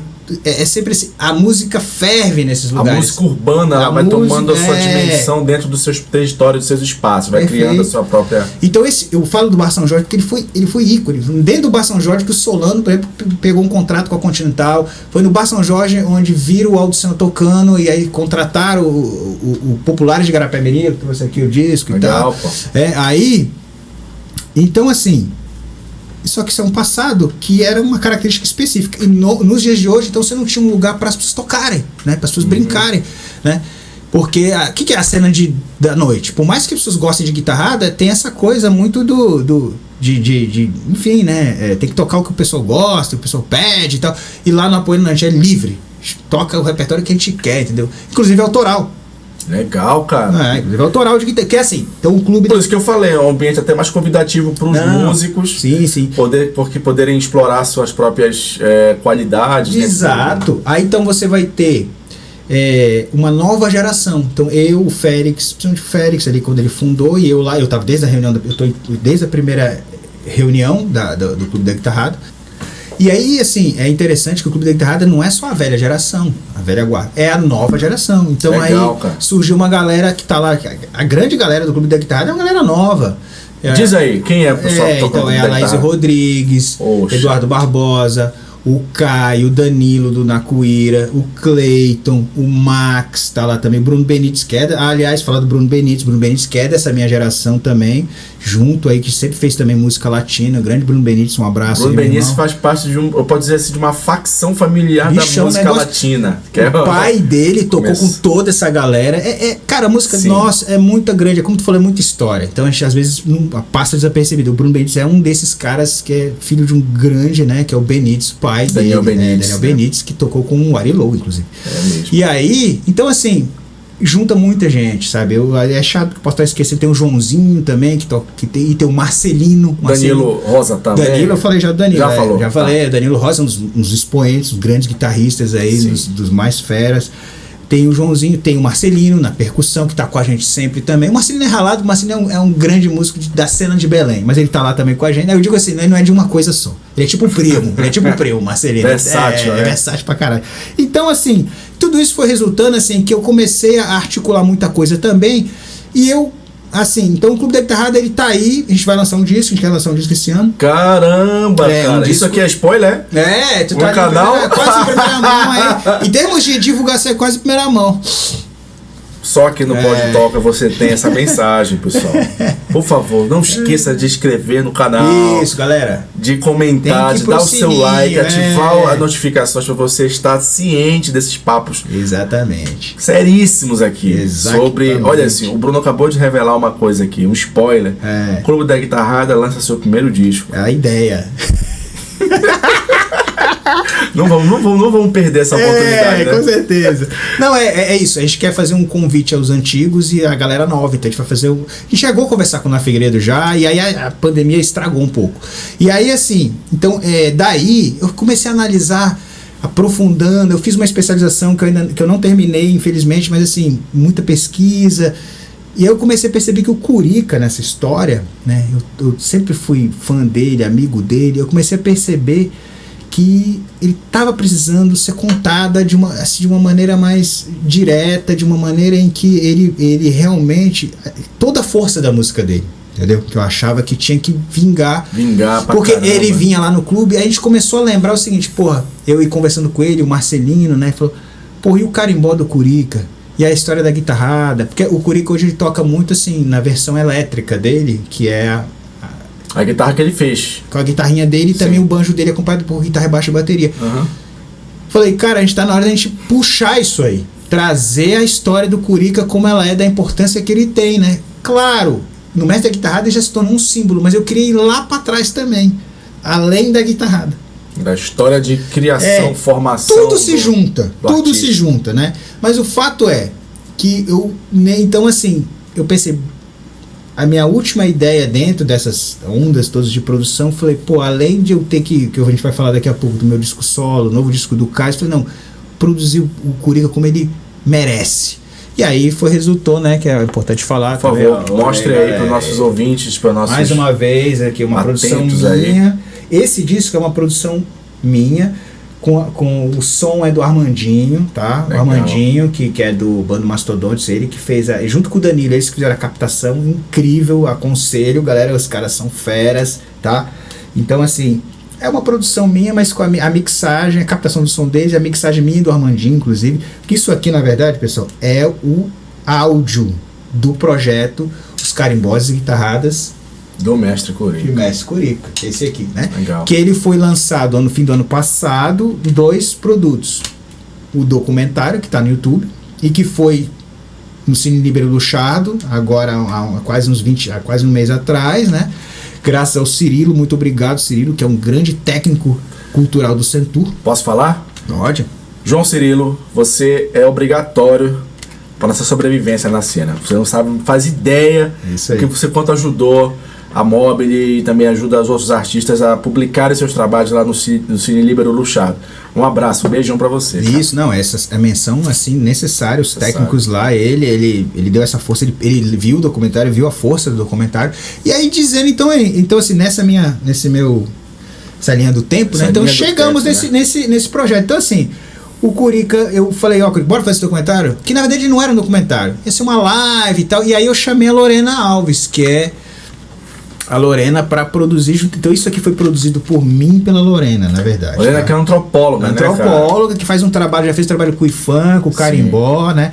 Esse projeto não foi feito comigo só, então teve o Armandinho e teve o Raoni Figueiredo, que fez vamos chamar assim, direção de audiovisual, a direção artística e produção e roteiro meu, direção artística e produção da Lorena junto comigo, mas a direção de audiovisual das câmeras foi o Raoni Figueiredo. Legal, grande abraço pro Raoni, que graças a ele também a gente foi mudando o projeto aos poucos e ele admitiu a gente fazer esse documentário da forma como ele ficou. Se não fosse o Raoni Figueiredo, não rolava também, é importante dizer isso, né? E ele vai ser vinculado a algum canal a cabo, assim, tipo o Music Box Brasil receberia fácil um trabalho desse. O que acontece é o seguinte, a gente tá com essas ideias, só que o Raoni explicou que muito dos projetos do audiovisual, eles querem ineditismo. Então, a gente já expôs ele no YouTube, já foi lá pro Centur, pro Cine Libero Luchado. Já não é inédito. Então vai depender de algumas negociações, entendeu? Entendi. E aí, assim, é legal falar desse trabalho, porque se as pessoas pensam o Curica muito assim em cima da guitarrada e não viam ele tocando carimbó mesmo, o famoso curimbó, galera, tá? Curimbó, ele não tocava com curimbó há 30 anos. Então, assim, a gente conseguiu economizar com o projeto, compramos os tambores para ele, nem tava no projeto, e aí a gente fez então uma coisa muito legal nesse documentário, que é uma parte onde ele realmente toca com carimbó raiz, como a gente diz, né? Pau e corda. E depois ele vai pra uma banda de a gente até pode trazer aqui, pegar aqui olha esse disco aqui, ó. Aqui que ele começa a carreira dele com Mestre Verequete, volume 5, né? Aqui é o famoso feirão discos e fitas, onde eles saíram do Bar São Jorge, o Curica me contou, né? Estavam tomando umas e outras. O Verequete não bebia, o Verequete não era de ficar, tá? Ele não era um cara, ele tinha lá suas razões, enfim. De lá eles foram para aqui, que o Pedro Américo, esse cara aqui, isso não foi contado no documentário. O Pedro Américo é o cara que contratou eles. O Pedro Américo é o primeiro, é o cara que bolava todas as logos. Ele inventou a logo da gravação, Pedro Cacete, Américo. Ele bolou a logo dos discos da guitarrada. Deixa eu ver se eu trago aqui, cadê? Por favor, mostre aí pro nosso público, por favor. Veja aí. Essa aqui, bora pegar esse aqui que tá aqui tá fácil aqui. Tá fácil. Esse disco aqui, esse aqui é a versão em CD, tá, pessoal? Eu tenho em LP, mas enfim, essa logo, quem criou foi o Pedro Américo, tá? Ele é como se fosse o publicitário produtor da gravação. O cara junto com o Carlos Som. O cara que tem a mente. Carlos Santos. O cara que tem a mente voltada pro marketing. Né? Ele falou ele chegou pro Carlos Santos. Eu entrevistei o Pedro Américo recentemente. Ele chegou pro Carlos Santos e falou assim: bora contratar, ele contando a história da gravação, Conheci o Carlos Santos desde que o Carlos Santos vendia os disquinhos num bequinho lá, no Ver o Peso, né? Eita.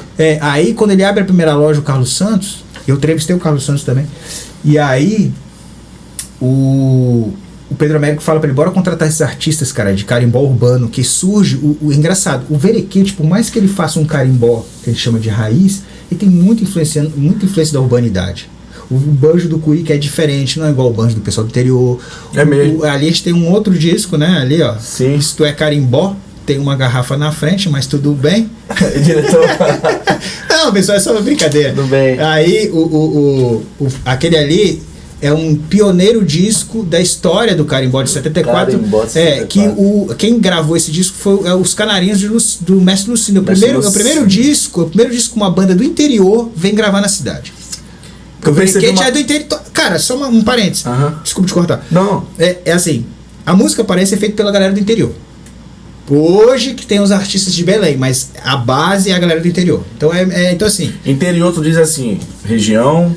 Tem todo tipo. E tem uma questão que é engraçada. Você vai conversar com esses caras, aí eles falam assim, né? O interior. Tem o interior do interior. Eita. O Vieira morava no interior do interior de Barcarena. O Aldo Sena morava no interior do interior de Igarapé-Miri. Mesma coisa essa galera. Enfim, o Verequete veio lá ele veio de Ourém, o Verequete, passou por Bragança um período. E aí o que acontece?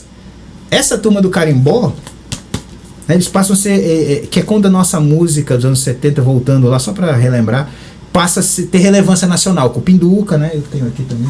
Sim. Vou pegar todos os discos aqui que eu tenho. Por favor, faça aí uma escala de... LP é uma coisa legal pra caralho. Sim. Aqui vamos faça uma escala de seleção aí daqueles que são importantes, isso, né? Isso. Eu tô tentando achar o nosso amigo aqui. Se não tá aqui, fudeu. Tá aqui. Aí. Esse disco aqui, gente, Pinduca, né? No embalo do carimbó e sirimbó. Qual é a diferença do carimbó pro sirimbó, bicho? O sirimbó seria uma junção do siriá com carimbó. Siriá, sim, meu siriá! É uma coisa mais lenta? Ele seria mais lento. O siriá que é tido de Cametá, né? Terra do Cupijó. Sim, do Cupijó, eu não trouxe o disco aqui, mas eu tenho meus discos do Cupijó. O sirimbó seria uma coisa mais sensual, um momento mais... O sirimbó, vou falar claramente, foi uma jogada de marketing. Eita. O sirimbó, tanto que ele não usa a palavra sirimbó hoje em dia. Ele usou nesse período e se você escutar, você só vai dizer que um é mais lento, outro é mais rápido. É o carimbó do Pinduca mais lento ou mais rápido. O carimbó do Pinduca é extremamente experimental. As pessoas acham que o carimbó do Pinduca esteticamente é uma coisa, é coisa fina. Esse período aqui, esse é o disco, galera, que tem a primeira lambada, tá? Lambada Sambão, é a sexta música do lado, é a última música do lado A. Esse disco aqui a lambada começa aqui. Por mais que o Vieira seja o criador da guitarrada, ele é o cara que é o pioneiro na gravação do nome. Gravação do nome. O nome Lambada, só que pra galera entender, pessoal, vem lá do Haroldo Caraciolo, do Ronaldo Silva. Não, Ronaldo Silva não, é o cara da Patrulha da Cidade. Enfim, é Ronaldo. É coisa de rádio. É Rádio AM. Rádio AM. O pessoal da Rádio AM. Enfim, depois a gente bota o letreiro, mas o Haroldo Caraciolo é tido como o nome que inventou o nome da lambada. E aí, o Pinduca espertamente não, o Pinduca de maneira inteligente passou para si o nome lambada.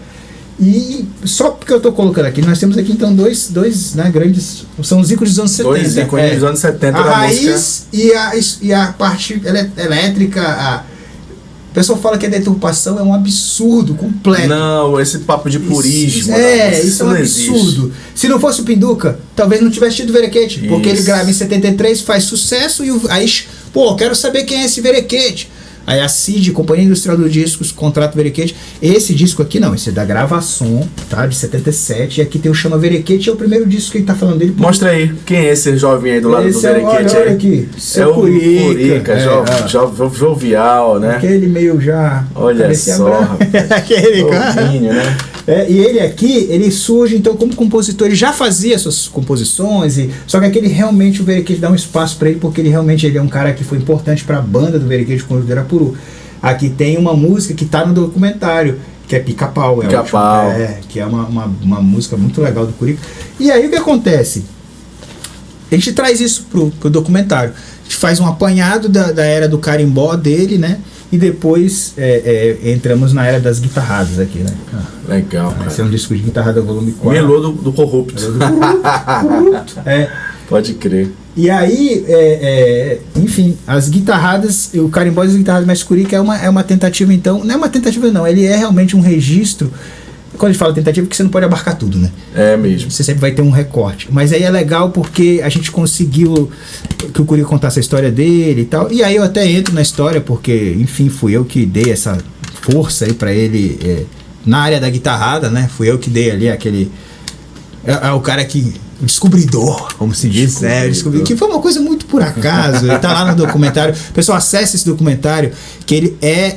O Curica, ele é uma personalidade, ele é realmente um grande mestre, um contador de história impressionante. E aí nesse documentário tem a Laís, em ponto de falar, a Laís Rodrigues também, que é do Clube da Guitarrada, ela conduz com ele a entrevista, conduz de maneira exemplar. A capa é do Gabriel Dietrich, que também é do Clube da Guitarrada. Então teve muita gente que contribuiu aí, sabe? Podemos dizer o seguinte para os nossos espectadores? A partir dessa minutagem, pare exatamente o que você está fazendo e clique no card que vai aparecer aí, que vai diretamente para o documentário do Curica. Perfeito. Assista o documentário do Curica e depois volte para finalizar o nosso vídeo, tá? É só uma sugestão para que você acompanhe totalmente esse papo que a gente vai fazer aqui. É isso aí, é uma aula aqui. Bruno, eu queria fazer um negócio contigo aqui. Vamos lá. Vou fazer uma experiência. Vamos ter uma aula aqui de... uma prova oral, para ver se tu realmente é um pesquisador na área, até um cara bom no que tu tá dizendo aí. A gente está aqui no nosso cenário com alguns discos de carimbó, de guitarradas e tal, e lambadas. E aí eu vou apontando pro disco e você vai me dizendo quando foi gravado, que banda, quando surgiu, gravadoras, assim, vamos lá. Ali tem aquele disco, Lambali. Esse disco aí, ele é relevante, ele tem alguma importância, ele foi gravado quando? Quem é que tá fazendo esse disco aí? Vamos lá. Quem é o guitarrista desse disco? Esse cara aqui, ó. Eita, Oséias e seu conjunto. Oséias, nesse tempo, Oséias e seu conjunto, e ele é o cara que vai... Oséias, sua guitarra maravilhosa. Essa é a alcunha dele. Oséias, então o que acontece? O Oséias vem de Manaus, e o Lambali é depois do grupo Os Populares de Igarapé-Mirim. Vou mostrar aqui rapidinho, que tá aqui também. Vamos já aqui, pra ver o negócio direitinho, ó. Galera, esses aqui são discos históricos da nossa música. 1980, Populares de Igarapé-Mirim, que tem o líder é o João Gonçalves, esse cara, deixa eu achar ele aqui, esse cara bem aqui, falecido, tá? Tem um ano, cujo filho é integrante do dele, foi integrante do Delinquentes, é o Joãozinho que foi do Delinquentes. O João é guitarrista, então assim, é uma família de músicos, então assim, ó, da lambada ao punk. Esse é o parada, tá bom, galera? E aí, Os Populares é o grupo onde o Aldo Senna começou a sua carreira. Pode crer. A gente vai até tocar depois ali a lambada do Tiburcio, depois a gente vai ter um som aí. E aí o Oséias, qual é o lance que eu tô falando disso aqui? Esse disco é gravado em 80 e em seguida esse disco é gravado em 81.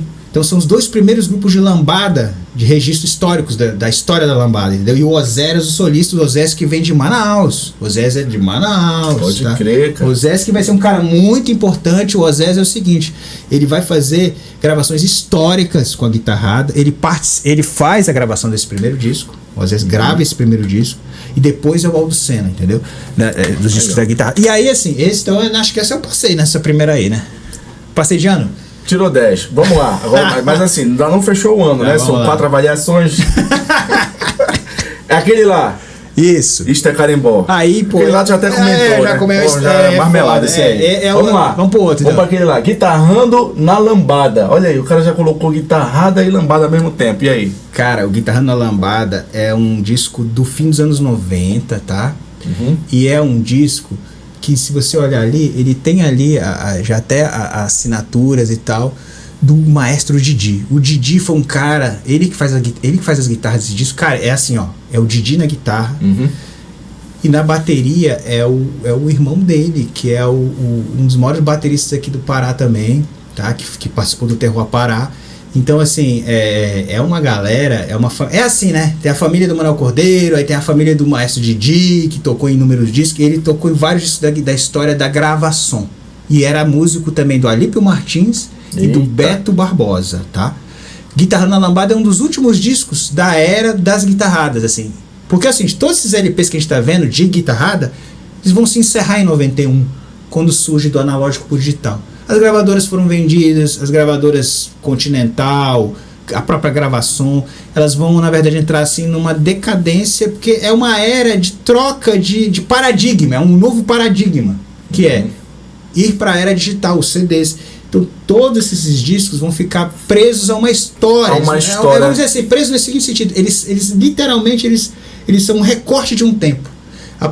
Aquele disco é o último disco, se eu não me engano, da história da lambada com guitarras soladas para LP. Esses músicos todos, assim, eles eram músicos contratados, eles eram músicos de estúdio, porque tem muito esse papo também, né? Sim.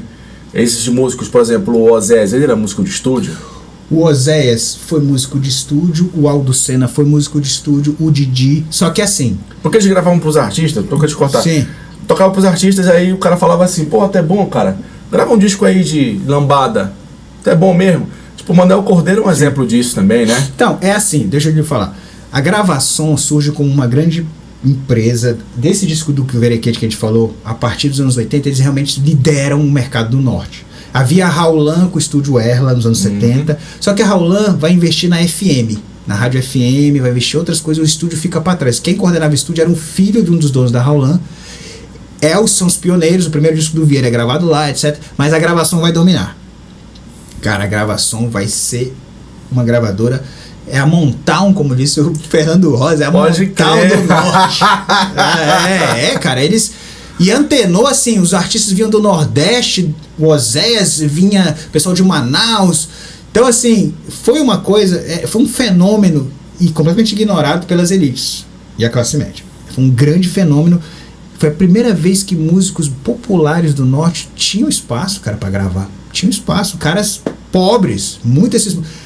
Vieira pegou dinheiro, a sua guitarra emprestada da igreja, o Aldo Senna não tinha guitarra, o Oséias não tinha guitarra, era uma coisa assim, não é um outro tempo, é um tempo, ainda é assim, de certa forma, a galera na batalha, mas com assim, a gente, né? Com a gente. Esses caras, eles suaram muito para chegar na indústria do disco e, de uma certa forma, a Gravação foi essa porta de entrada para muitos deles, porque o Oséias, depois ele foi para Continental, ele foi para Copacabana. O Vieira era da Continental, que são gravadores nacionais. O Aldo Senna era da RGE depois. Então, assim, mas a Gravação foi a porta de entrada do estúdio da Gravação. Onde é que ficava? Ficava aqui em Belém? Ficava ali do lado, daí ele foi primeiramente ali perto da... ele teve em 2 momentos ali dentro do comércio de Belém, tá? Ele foi em vários, ele teve na João Fredo, ele teve um pequeno estúdio na João Fredo, depois ele se transferiu para ali onde é do lado da Yamada Matriz, tá? Que é onde é a Rádio Marajoara. Sim, a Rádio Marajoara. Digamos assim, a sede. Ali tinha um estúdio da Gravação, que foi o estúdio mais conhecido da Gravação. Pode crer. E aí, então só para complementar rapidamente, havia os grupos de produtores da Gravação. Tipo, o Didi era um que tocava muito lá, o Manuel Cordeiro, o Barata, né? Ó, pessoal, vamos pegar aqui o disco do Barata, inclusive, vamos pegar aqui, esse aqui, ó. Esse aqui, vamos dizer assim, da família dos Cordeiros, ele era o guitarrista, vamos chamar assim, original. O Barata reinou em inúmeros discos dos anos 80. Vários. O Aldo Senna também, em menor escala, mas é que eles eram os músicos de estúdio. Sabe que eu posso te falar uma coisa em relação às capas dos discos e essa do Barata, cara? É que essa é a única capa de disco que realmente o cara tá segurando uma guitarra. Cara, eu vou te dizer pra vocês, eu vou fazer uma outra afirmação. Se você pega, se você fizer análise das capas, sempre guitarras nacionais. Sempre, quer ver? Vou mostrar aqui. Pode crer, cara. Você vai ver aqui a diferença. Essa é uma Janine que tá segurando, é? Não. Esse aqui é outro cara importante pra gente falar também, vou falar dele rápido. É só pra fazer o comparativo. Aí, o que acontece? Olha, só um detalhe também pra você que tá vendo a capa dos discos. Tá vendo que as capas dos discos estão meios, né? Meio é um termo até meio, tá sendo gente boa. Mas por quê, cara, né? A gente já tem tanta dificuldade de encontrar esses discos de uma maneira que eles já vem usados, né, eu não tenho essa esmero de querer um disco zerado. Eu sempre... E assim, é interessante, galera. Hoje, tem esses discos, sai 45, esses discos custavam R$2 quando eu comprava. Quando o Cravo Carbono começou ali, era R$2, então eu comprei a rodo, isso, sabe? Hoje em dia tá tudo caro. Agora, o que eu ia dizer? O Barata é o único disco da história da guitarrada que tem uma Fender na capa. Olha aqui, ó o irmão do Pinduca aqui. Esse é o Mário Gonçalves, esse cara aqui, ó. Mário Gonçalves é o pioneiro das guitarras no carimbó, tá? E ele usando uma Giannini na lata, né? Eu conversei também com ele, eu conheci ele, é um cara mais difícil de falar, tá? Ele tá meio assim, ele não tá mais afim, ele não pode mais tocar, que ele teve artrite, mas... E ele é o cara que, junto com o Dina, eram 2 guitarras na banda do Pinduca, mas ele era como se fosse o maestro do grupo. Aquelas guitarras que a gente conhece dos primeiros discos, esse cara que coordenou tudo, cara, né? E aí você vê, né? Então, assim, aqui é muita Giannini, mas aí realmente o Barata, qual era a onda? Ele era um cara músico profissional. O Barata era um cara, tocava de tudo, bicho, sabe? Ele e o Didi eram os considerados, daquele disco lá do Guitarra na Lambada, um dos principais guitarristas da gravação, tá? Sim. E aí, daqui desses projetos, desse disco que é de 87, o Manuel Cordeiro era tecladista nesse tempo, né? Ele era o maestro da produção Manuel Cordeiro, mas assim, o Manuel Cordeiro tocou guitarra em disco do carimbó dos anos 70, mas ele deixou de lado a guitarra. Ele realmente era o maestro do teclado. Eu vi o Ari Low no teclado, eu assisti o Ari Low, né? Nos anos 90, vi um show no Centur do Ari Low. E o Barata era o guitarreiro. E aí o que acontece? Eles fundam o Ari Low logo em seguida. Faz tanto sucesso essa banda base, pegando o que você está dizendo, fez tanto sucesso que eles fizeram uma banda, o Ari Low. Juntou a galera que tocava ali no Kalamazoo, eles tocavam muito no Kalamazoo e na gravação, com as meninas que tocavam no estúdio, que a Suelen, desculpa galera, são nomes, muito nome, mas enfim, juntou a galera da voz, né? Com os 3 vocalistas. Os 3 vocalistas, Um homem e 2 mulheres. Isso, a galera, enfim, e aí o Ari Low foi era a banda base do Beto Barbosa. Foi um fenômeno. E aí eles transformaram a banda deles também. E aí, assim, o grande barato é que, então, você tinha essa galera que era realmente profissional no sentido, assim, de ter equipamento, de viver da música. Porque, assim, a galera da guitarrada, ela é muito ribeirinha mesmo. O Vieira vivia em Barcarena, o Aldo Senna vivia em Garapé-Miri. Esses caras são caras da cidade. Aí talvez eles não tivessem acompanhado o processo de mudança no mercado da música. Isso. Não é isso? Eu vejo assim, por eles serem pessoas nativas ali de uma localidade, e acabaram se tornando para a indústria obsoletos. Ao ponto que esses indivíduos, por serem mais urbanizados, por terem uma visão mais profissional... Por exemplo, o caso do Ari Low, tipo assim, vou te contar, tipo, que eu percebi como audiência. O Ari Low, cara, ele surgiu como uma banda que replicava as tendências musicais latinas lá de fora. Sim. Que era Gypsy Kings, Sim. que era o bolero, a brachata, né, do próprio Juan Luis Guerra, né? Sim, que estava explodindo, bachata, né, desculpa. Bachata. Que estava explodindo, né, no mundo, Juan Luis Guerra. Então, o Ari Low meio que era uma tradução desses ritmos latinos, tanto europeus quanto caribenhos, né? Para uma visão um pouco mais brasileira. E isso foi um fenômeno, por quê? Porque esses artistas latinos estavam explodindo também, né, cara? Eu tô tentando achar aqui o nome deles todos para não causar não causar, né? Uma celeuma, né? Porque eu sou amigo da galera. Mas assim, é isso que você falou. O que aconteceu? O Ari Low era uma banda profissional de músicos em contato direto com as gravadoras de São Paulo, de estarem sempre nos palcos e dentro vamos chamar assim, da tendência da época, daquilo que estava acontecendo. E convenhamos, né, e era realmente, não dá para negar, né, era uma banda com tipo uma seleção de músicos, assim, o Manuel Cordeiro, o Daniel Benítez, o Joba, né? o Joba, viu, galera, é o vocalista do Ari Low, o Joba, e ele tinha, assim, também, ele é um grande vocalista. O interessante é que o avô do Joba fez a música, só uma galera, mais uma coisa que eu lembrei. Curiosidades, uma curiosidade da música do Pará. O avô do Joba é um cara que compôs a marchinha do Pinduca. A marchinha do vestibular é o avô do Joba. Pode crer, mano. Pra você ver como a galera é foda, entendeu? Ele aí comprou a parceria, o Pinduca comprou a parceria e tal. É legal que o resultado do vestibular vai sair na semana do vídeo, né? Então, vamos lá. Fica de informação pra você aí, jovem, futuro universitário. Você matou bem a charada. O Ari Low realmente ele tinha essa vida urbana, essa vida de estar conectado no que está acontecendo.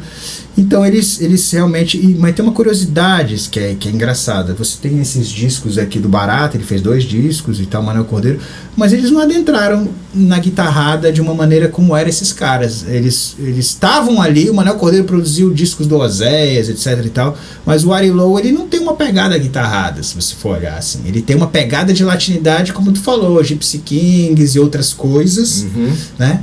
Mas não é assim o universo do Vieira, assim. É assim, o Barata tem um estilo dele de guitarrada, de umas histórias dele, mas dentro do Ari Low isso não aparece tanto, por exemplo. É curioso. Curioso.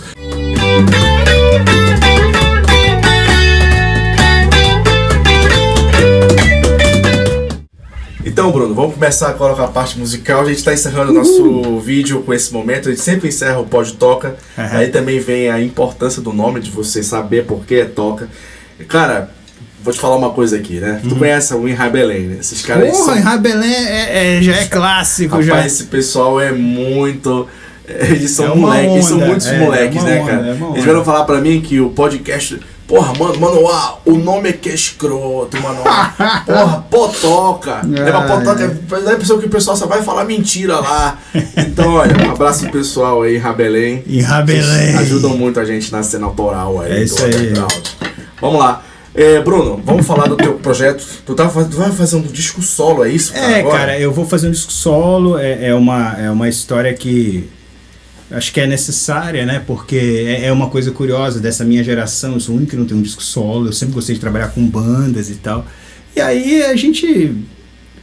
é como se fosse culminando os caminhos. O caminho fosse levando a isso. Então, assim, nesse ano a minha ideia é realmente ter um disco meu e também um disco do Cais Virado, além daquele que a gente já comentou, que é do Clube da Guitarra. Então, assim, vai ser... a princípio o nome dele é Lambada Guerrilha Norte, o nome do disco. Isso é em primeira mão, realmente. Opa! Mais uma vez, tá vendo? Porque essa ideia da guerrilha, que pode parecer uma bandeira, mas de uma certa forma é o que eu sempre fiz, e ele vai ser um disco, vai ser um EP, tá bom? Esse e aí, já embalando, vai ter o do Cais também, que aí já tem um nome também. Tem nome? Tem um nome, o Mulher Mar. Pode crer. Que é um nome que aquela que colocou, né? Aquela que é a nossa grande letrista, e parte do conceito do que é o Cais é dela, né? Já tá convidado pra vir aqui de novo, hein? Parte 2 é Cais Virado. Opa! Vem tu e a Keila. Isso! Pode vir tu e a Keila e o Primo também. Ou tu, Keila e Ranieri. São convidados pra vir aqui. A gente vai ter que vir aqui pra divulgar o disco. Pô, legal. Vamos brindar um pouco desse café? A gente tá tomando um café aqui. Vamos tomar um brinde por a tua existência artística. Valeu, garoto. Persistência e isso guerrilha. Aí. Estamos aí. Poxa, gente. Delícia. Cara, esse café, vou te falar uma parada aqui, viu? Muito bom. Esse café, ele tá bem aqui na nossa frente. Um café do Inferno Nuclear, cara. Muito firme. Uma banda de metal aqui da cidade de Belém. Que bacana. Que tá progredindo muito no seu empreendedorismo de produtos, cara. E esse café, ele foi feito numa região do interior do Rio de Janeiro, com grãos selecionados e outra coisa. Que legal. Tem a ver com o nosso trabalho. Ele é feito totalmente artesanal, cara, por uma agricultura familiar. Que bacana. Ele tem uma visão, cara, 100% de grãos arábicos. É um grão específico, ele não é comum. Ele é prensado. Aqui no nosso canal você tem a oportunidade de ter acesso ao café do Inferno Nuclear. Deixa eu pegar aqui que o diretor tá me pedindo. É importante. Licença, ó. Mostrar pra vocês aqui o nosso café do Inferno Nuclear. Aqui, né? Nossa câmera, por favor. Diretor, mostre aí. Isso aqui é um trabalho excepcional, tá? De uma banda que está aqui fazendo a sua guerrilha também. Grande. No Pará. Um abraço aí pro pessoal do Inferno Nuclear. Lendel. A gente ainda vai fazer algumas promoções aí que vão estar no card do vídeo, a gente vai mandar na descrição também. E a gente vai se falando dos próximos capítulos, sempre usando produtos das bandas autorais. Anuncie no Pod Toca, gente. Muito obrigado. Valeu. Valeu, galera. Parabéns aí. Obrigado, cara. Obrigado mesmo. Gente, Bruno, o que tu pode mostrar pra mim aí? Eu tô aqui pra te acompanhar hoje. Vamos brincar um pouco. Vamos brincar um pouco da história da guitarrada. Eu vou até pegar aqui o disco. A gente vai tocar. Lá. Rapidinho aqui, né? Esse disco aqui é muito importante, eu já falei. Tem o mestre Aldo Senna, né, cara? O Aldo Senna, ele surge aqui no Popular de Igarapé-Mirim. Bora fazer uma homenagem também ao grande João Gonçalves, que é o que faleceu há um ano, e que é também um dos pioneiros da história da lambada, um grupo da terra Dona Onete viveu muito tempo lá, ela não é de lá, mas viveu muito tempo em Garapé-Miri, terra do Pinduca, terra de Pantoja do Pará, um dos grandes saxofonistas da história também. E o Popular de Garapé-Miri é um grupo que é o pioneiro grupo de lambada. Você tinha o Mestre Vieira e seu conjunto, mas grupo mesmo, banda, registro, é um pioneiro, né? Então a gente vai levar aqui a lambada do Tibúrcio, que é uma música que praticamente inicia a carreira do Aldo. Depois desse disco ele vai partir para carreira solo, na verdade. Bacana. Vamos fazer essa brincadeira aí. Bora lá. Esse é o andamento. 1, 2, 3 e 1, 2, 3, ré!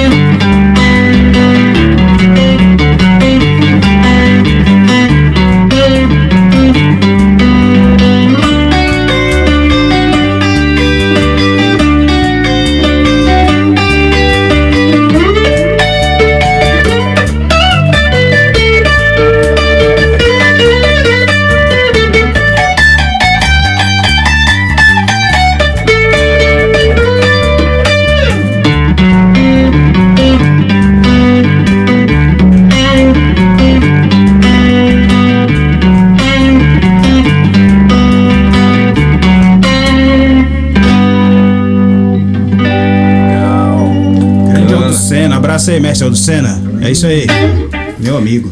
Cara, eu quero falar dessa guitarra que tá aqui na tua frente. Isso. Ela compôs o nosso cenário desde o primeiro episódio.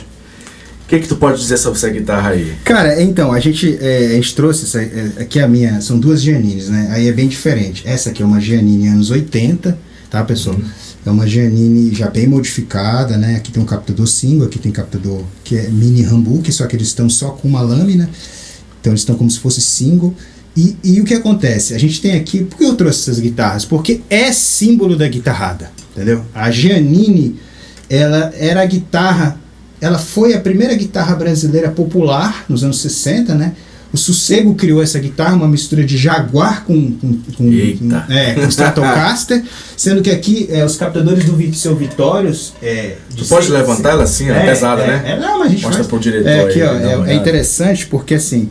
É uma guitarra, essa minha guitarra é de 1966, tá? Bacana. A história dela tem a ver muito com os Incríveis. Os Incríveis foram os primeiros músicos a usarem essa guitarra numa turnê com a Rita Pavone, nos anos 60, e que aí começa a história da Giannine no Brasil, a popularidade dela, né?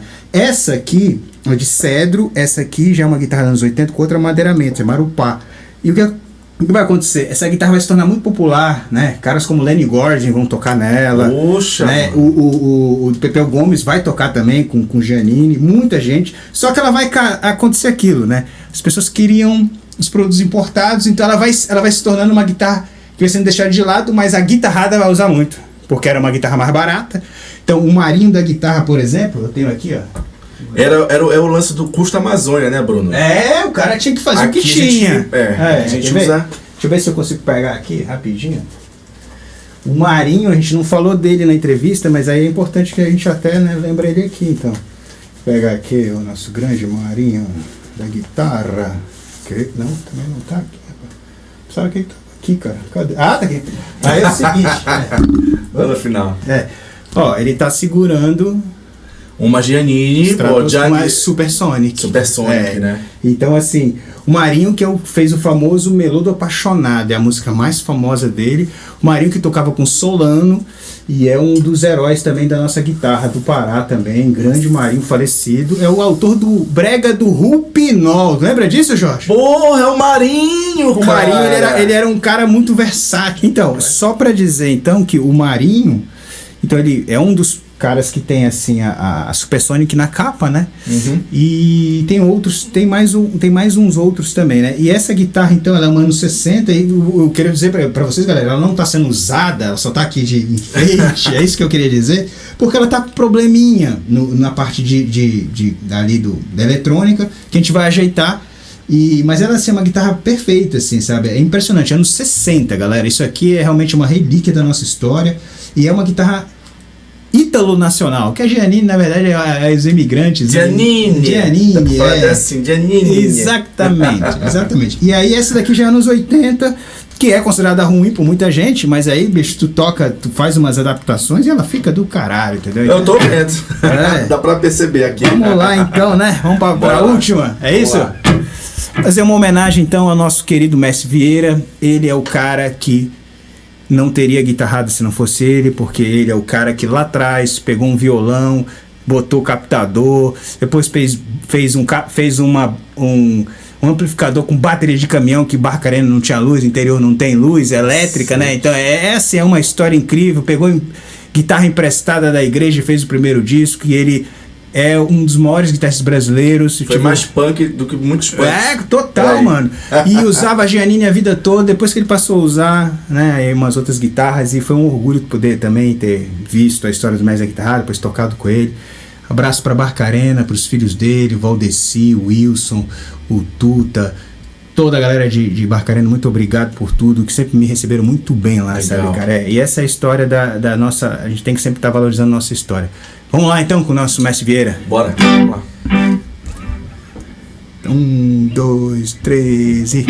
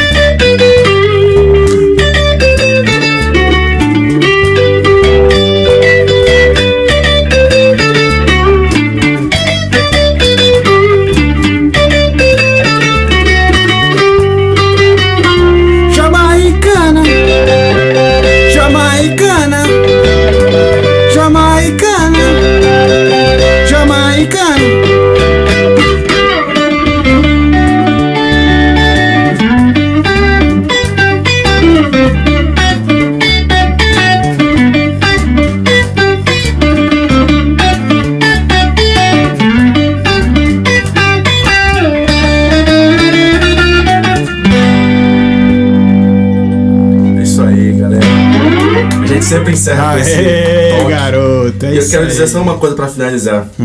Vocês são os futuros mestres da guitarrada daqui a algum tempo. Pio Lobato, Bruno Rabelo e Félix Robato. Vocês três depois vão estar lá na frente. Vai ter um outro Miriti desse. Será? Vai, isso aí. O importante é isso. Vamos continuar com a nossa história batalhando. Valeu, garoto. Valeu, mais uma vez. Obrigado, Jorge. Obrigado por tudo. Obrigado, gente. Até mais. A gente se vê aí. Valeu, garoto. Foi demais. 1, 2, 3 e...